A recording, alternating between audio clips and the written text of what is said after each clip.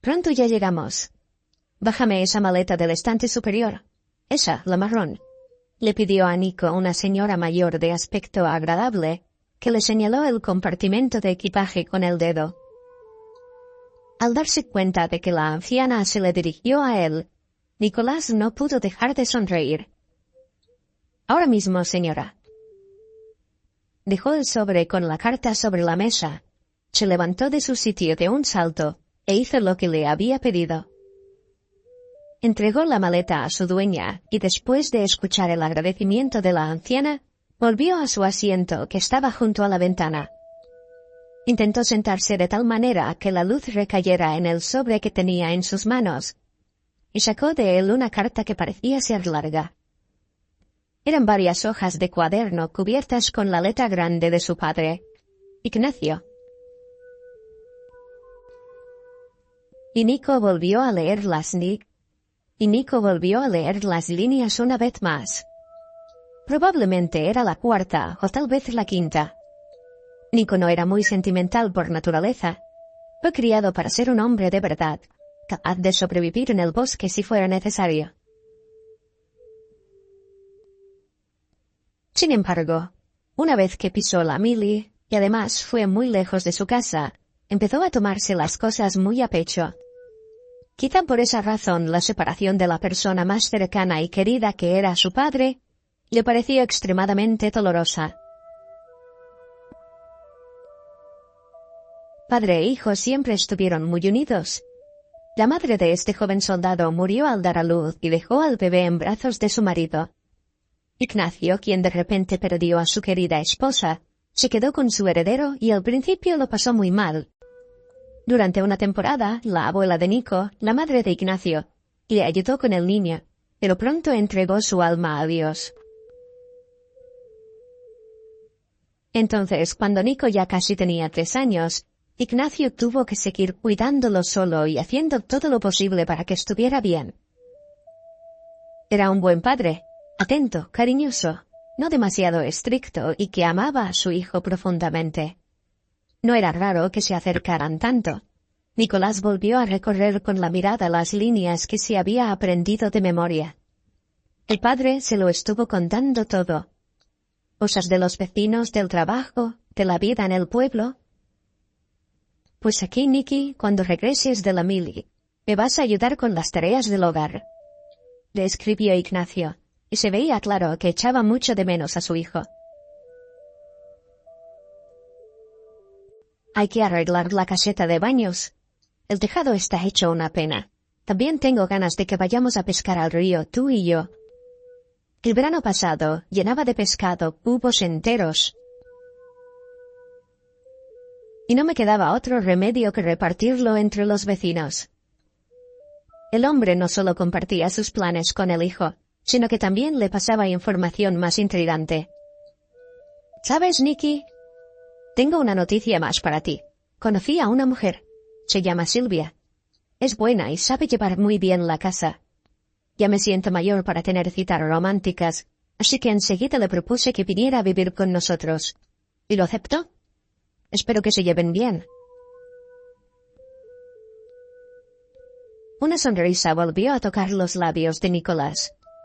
En este punto de la carta la letra de su padre cambiaba, como si estuviera preocupado por cómo iba a tomar su hijo esa noticia.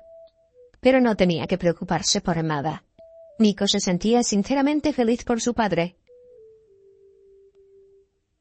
Aquel estuvo soltero toda su vida y dedicó sus años de juventud a la crianza de su hijo. Y además al principio le costó mucho acostumbrarse a vivir sin la madre del niño, Arita. En cuanto a las relaciones sentimentales que tuvo después, ninguna le funcionó. Nicolás creía que ya era hora de que su padre encontrara a alguna mujer. Al fin y al cabo, tenían una casa grande, una granja y una huerta con la que daban envidia a todo el pueblo. Les venía bien que una mujer les echara una mano en ello. Esa Silvia seguramente sabría preparar a su padre desayunos ricos y darle amor y cariño. Además, el mismo Nico tampoco iba a pasar toda su vida al lado de su padre. Quería ir a la ciudad grande. Le parecía estupendo que ahora tenía a alguien con quien podía dejar a su padre, sabiendo que estaría en buenas manos. No tenía ninguna duda de que Silvia le iba a caer bien. Su padre no se habría juntado con una mujer mala. Estoy orgulloso de ti y te echo de menos, hijo. Tu papá. Esas eran las cálidas palabras que terminaron una larga carta. Nico suspiró y miró por la ventana del tren. Le pareció que el cielo se había vuelto aún más limpio y más azul. Las hojas de los árboles parecían tan jugosas y brillantes. Así era su tierra madre, el lugar donde nació y creció. Su pueblo natal, donde hasta el mismo aire le era más dulce.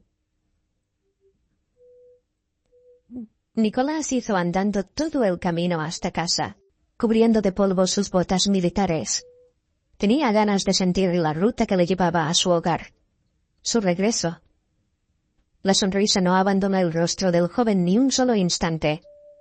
Era moreno, esbelto, vestía un hermoso uniforme de desmovilizado que se había puesto para el desfile. Y ya se había dado cuenta de cómo le miraba la gente. Esa atención hizo que se sintiera todavía más contento y le obligó a enderezar más los hombros. Solo es que dice el refrán que la belleza y la tristeza van de la mano. Y parece ser cierto. Ese joven que estaba tan feliz, de repente tuvo que verse sumergido en el dolor. Y era tan fuerte que Nicolás casi se ahogaría en su desesperación.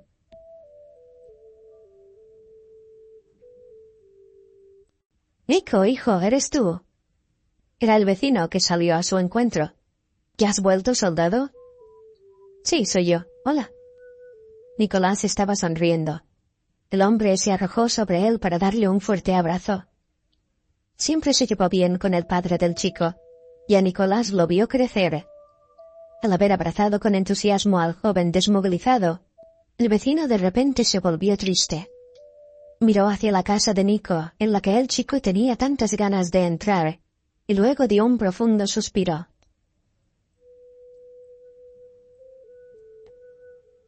¡Ay, Nicky! El rostro del hombre se volvió sombrío, mientras miraba al joven con unos ojos llenos de dolor. ¿Cómo pudo ocurrir? Nicolás frunció el ceño sin comprender el extraño cambio de humor del hombre que solía ser alegre. ¿Qué ha pasado? Nicolás se puso nervioso. ¿Te ocurre algo? ¿Tu familia está bien? Ay, pero todavía no lo sabes. El vecino miró perplejo al chico y apartó su mirada de él, sintiéndose de repente confuso. Pues vaya una historia. Y el hombre dubitativo se rascó la barba que llevaba una semana sin afeitar. Ya quiso abrir la boca para responder, pero entonces la puerta de la casa de Nico se abrió. El joven se enderezó, pensando que iba a ver a su padre. Pero en vez de salir él, apareció en el umbral la figura de una mujer, vestida completamente de negro. Debía de ser Silvia. Nico lo supo de inmediato con solo mirarla. Pensó que tenía una forma muy rara de vestirse, y que fuera a acudir a un funeral. ¿Eres Nicolás? La mujer se acercó al chico sin esperar que lo hiciera él. Soy Silvia. Seguro que tu padre te habló de mí. ¿Nos casamos hace poco? Nico asintió, a pesar de que no sabía nada de la boda. Me alegro, encantada de conocerla. ¿Pero dónde está papá? Nico dio un paso hacia la casa, pero Silvia lo detuvo al agarrarlo de la manga. El joven miró a la mujer sin comprender nada. Entonces los labios de la mujer temblaron y sus ojos se llenaron de lágrimas. Nico, Ignacio te estaba esperando. Nunca dejó de esperarte, pero al final no aguantó. Ya le hemos enterrado a tu papá, dijo la mujer en tono lúgubre, emitiendo un sollozo. El funeral fue ayer. La mujer soltó la manga de Nico y se llevó un pañuelo a los ojos. Nicolás la miró con amargura. Oyó perfectamente todas sus palabras, pero se negaba a creer en lo oído. Su padre no debía haber muerto. Parecía una broma de mal gusto. ¿Cómo que le enterraron? Preguntó con una voz apagada, mientras sentía que la tierra se hundía bajo los pies. Su corazón no aguantó, explicó Silvia resoplando, ya que tenía su nariz enrojecida y tapada. Los médicos trataron de salvarle al pobre, pero no pudieron hacer nada. A todos nos llegará nuestra hora. Don Armando, que tuvo que presenciar esa escena por casualidad, tosió. Luego le dio unas palmadas a Nico, completamente perdido, en la espalda. Dijo en voz baja: «Oye, Nico, tú ya sabes. Si necesitas algo, las puertas de mi casa siempre están abiertas. Ánimo, hombre. Te acompaño en el sentimiento». Nicolás quiso responder algo, o al menos asentir con la cabeza, pero no pudo. Se quedó mirando delante de sí mismo sin ver nada, y aún no lograba asimilar lo que había pasado. Su padre siempre fue un hombre sano y fuerte, le encantaba la pesca y la caza. Por supuesto que no rechazaba la bebida, pero apenas se emborrachaba. Y de repente le falló el corazón. No podía ser verdad. Nico, al dejar de escuchar los lamentos de Silvia, que aún se oían detrás de sus espaldas, entró corriendo en la casa. Corrió de una habitación a otra con la esperanza de encontrar a su padre. Porque no era más que una estúpida broma, claro que sí. Su padre no podía haberlo abandonado de esta manera. Le prometió ir a pescar y luego disfrutar de un baño de vapor. Hasta dijo que ya lo tenía todo preparado en la caseta de baños. Les faltaban muchas cosas para hacer juntos. Él no podía morir, ¿no? No debía haber sido así. Solo que por mucho que anduviera Nico de una habitación a otra, su padre no estaba en ninguna de ellas. Al final de su búsqueda, Nicolás volvió a la cocina y se sentó en una silla. Le dirigió una mirada vacía a la silla de su padre, que se quedó sin dueño.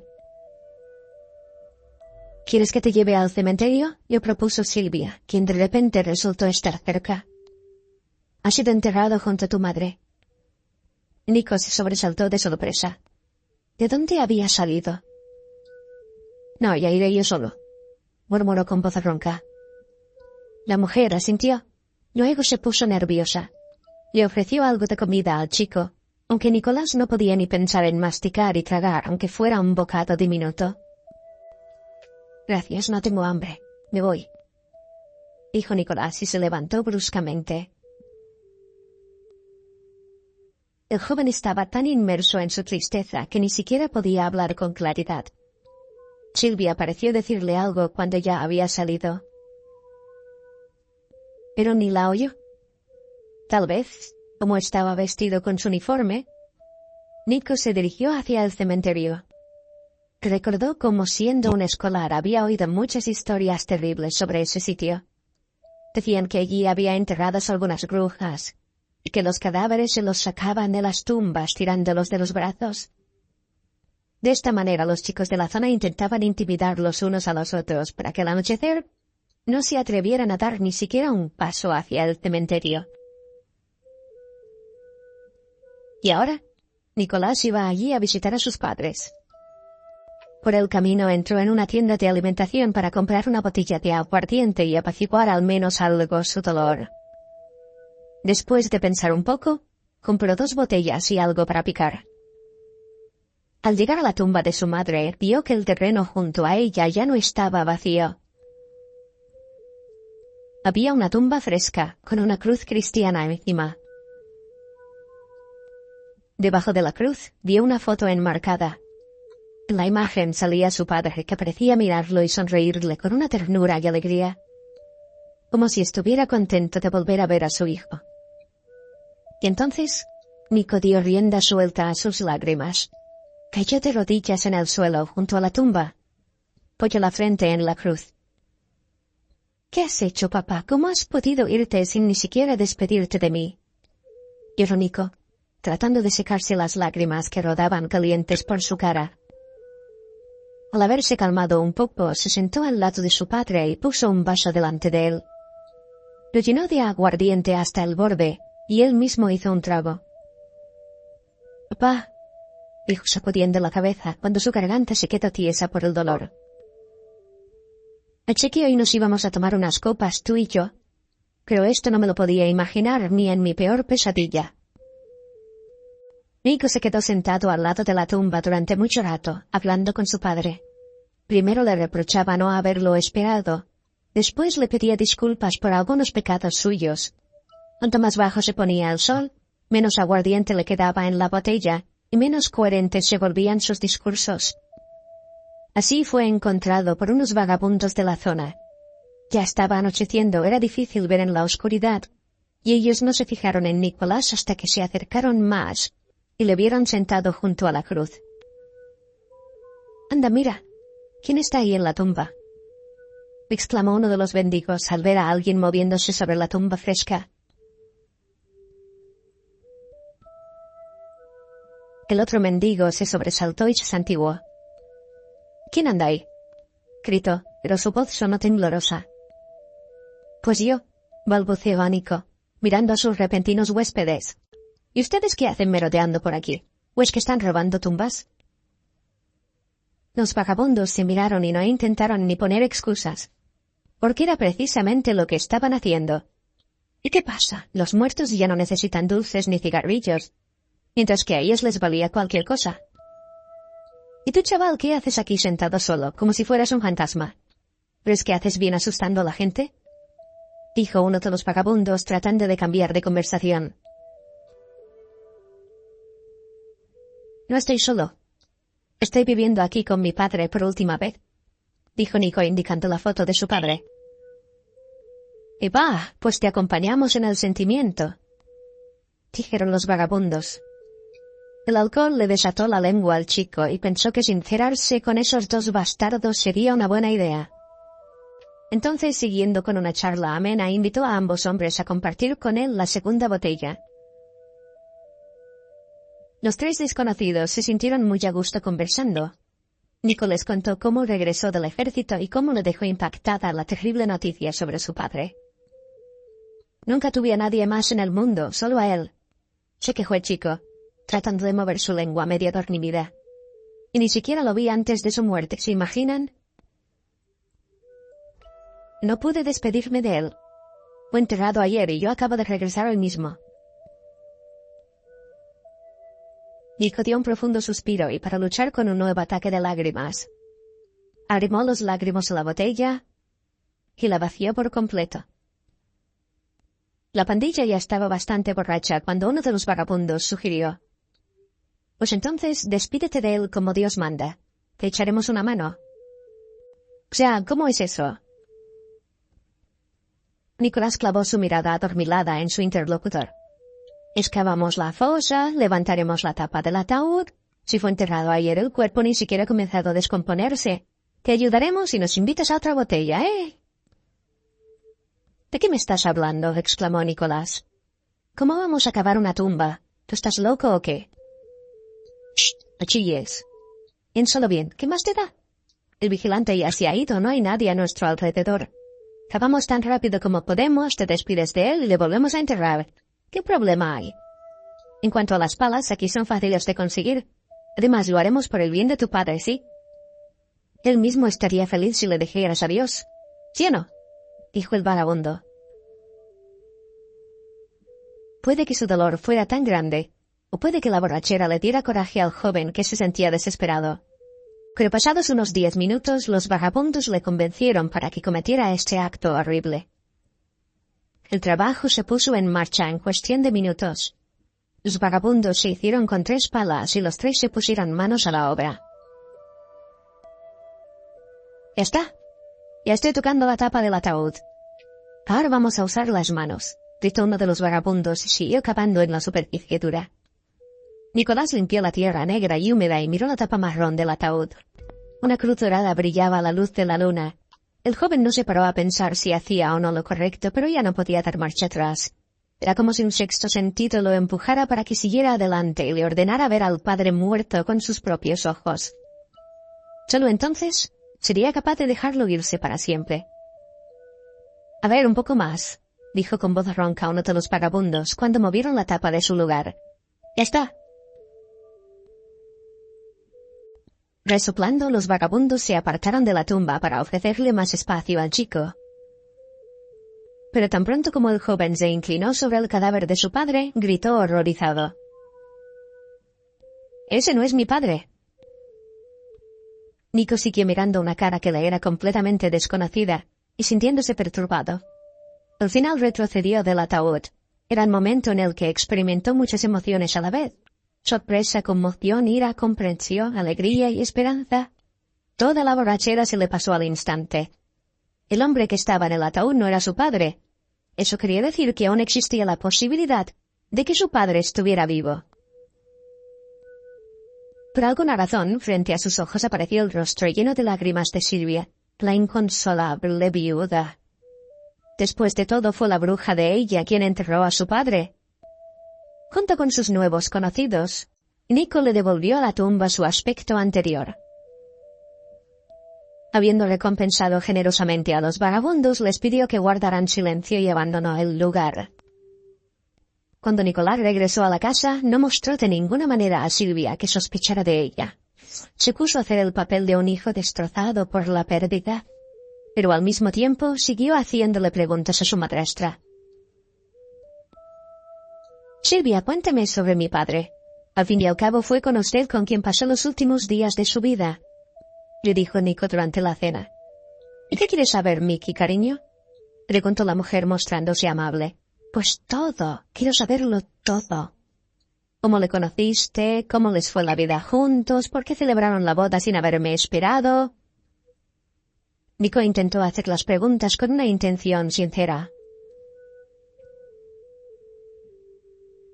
La mujer comenzó a contarle a Nico cosas sobre su amor infinito y verdadero. Pero cuanto más hablaba, más melancólico se ponía el chico. Y es que le estaba contando cómo fueron al bosque a por champiñones y cómo preparaban empanadas de setas, mientras que su padre aborrecía los champiñones. Mientras tanto, en el relato de la mujer había demasiadas contradicciones de ese estilo. «Pero no celebramos la boda, solo firmamos los papeles», continuó la mujer. «Ya sabes, está mal visto que una mujer conviva con un hombre fuera del matrimonio. ¿Qué iba a pensar la gente de nosotros? Entonces decidimos celebrar la boda una vez que estuvieras de vuelta. Pero mira cómo salió todo». La mujer volvió a emitir un sollozo y volvió la cara hacia la ventana. Solo que ahora Nico estaba seguro de que no era para llorar a escondidas. «¿Cómo estaba mi padre de salud? No me puedo creer que de repente le hubiera fallado el corazón», dijo Nicolás, y parecía que no se iba a rendir. «Hace un año estaba perfectamente sano. Me ganaba haciendo flexiones y todo». «¿Y tú crees que estas cosas ocurren de otra manera, Nicky?». La mujer se encogió de hombros y se veía que comenzó a sentirse incómoda por sus preguntas. «Dios mismo elige a quién se va a llevar. Nosotros no podemos evitarlo, ni los jóvenes ni los viejos». Nicolás vivió con su madrastra durante una semana más y durante todo ese tiempo no dejó de notar cosas sospechosas. Silvia a menudo se escapaba de casa bajo diferentes pretextos. Una vez se fue por el pan, pero volvió sin ninguna compra y demasiado alegre para ser viuda. Entonces Nicolás decidió seguirla y esa misma noche lo supo todo. «Oye, Nicolás, iré a ver a una vecina. Dije que le ayudaría a preparar un pastel», dijo la mujer, maquillándose frente al espejo. Nicolás asintió haciendo como que le daba lo mismo. Tan pronto como la puerta se cerró detrás de Silvia, el chico la siguió. Afortunadamente, Nico aprendió muchas cosas en la mili, y Silvia, al haber llegado a la casa de la vecina, ni siquiera ralentizó el paso. Seguía avanzando a toda velocidad. Nicolás se rió entre dientes porque ya había confirmada su suposición. La viuda llegó a la casa en la que vivía el médico jefe del hospital local, don Carlos Sánchez. Al haber mirado rápidamente a su alrededor, la mujer corrió hacia la puerta y llamó. El dueño de la casa le abrió y, sonriendo de placer, la dejó entrar. Entonces Nicolás se acercó a una ventana abierta en la que vio la luz encendida y se puso a escuchar. Se quedó de piedra cuando llegaron unos sonidos muy claros de los besos que se daban. «Te he echado muchísimo de menos». La mujer finalmente se separó de don Carlos. Ya no quiero vivir lejos de ti. Oye, Carlitos, de verdad que ya me canso de ser tu amante secreta. Yo tampoco quiero eso, Silvita, pero ten paciencia, le rogó el hombre. Ya nos queda poco para lograr nuestro objetivo. No podemos dejarlo a medias, acabamos de librarnos del viejo y ya es algo. En ese momento, Nicolás sintió como una ira salvaje se fue apoderando de él. Pero logró tranquilizarse. Intentando no llamar la atención, sacó su teléfono de su bolsillo y con las manos temblorosas abrió la grabadora de voz. Te es muy fácil hablar. La mujer frunció los labios. Soy yo. Soy yo quien tiene que vivir ahora con ese hijo suyo que es algo rarito. Y es que tengo que alimentarlo y responder a sus preguntas. No te preocupes, tan pronto como se vaya, tú y yo nos vamos a casar. Tú, como una viuda decente que eres, llorarás unos días más y luego haremos como te quise consolar. Y nos acercaremos el uno al otro. Nadie sospechará nada, ya verás. Pues a mí a veces me parece que Nicolás está sospechando algo. Se quejó la mujer a su cómplice. Me pregunta constantemente por la salud de su padre, pero ¿cómo vivimos él y yo? No le des tanta importancia, de todas formas no podrá probar nada. Todos los certificados están falsificados correctamente. Pagué al mediador. Y cuando esté en un psiquiátrico, nadie le encontrará jamás. Le pondrán tantas medicinas que se olvidará hasta de quién es. Y si intenta huir, acabaremos con él de la misma manera. Ya sabes cómo se añade el medicamento, así que no supone ninguna dificultad. Nicolás apretó los dientes con tanta fuerza que por poco iba a convertirlos en migas. Entonces es eso lo que hicieron, asesinos. Se dio cuenta de que Silvia le había dado a su padre comida mezclada con medicamentos, y luego lo internaron en un hospital psiquiátrico. El mediador falsificó los documentos que hablaban de la muerte de Ignacio y metió el cadáver de un vagabundo en el ataúd. La casa y todas las propiedades pasaron a ser de Silvia gracias a un extraño testamento de su padre que Nico aún no había visto. Por supuesto que todos aquellos papeles eran ilegales, porque su padre seguía vivo. Esa misma noche, Nicolás fue a la comisaría. Por la mañana, el médico jefe y su amante fueron detenidos. El padre de Nico fue encontrado en el hospital. Al ver cómo estaba, Nico no pudo contener las lágrimas. Aún así, poco importaba que el hombre estuviera delgado y tenía los ojos llorosos. Lo principal era que estaba vivo, y Nicolás haría todo para devolverle la salud.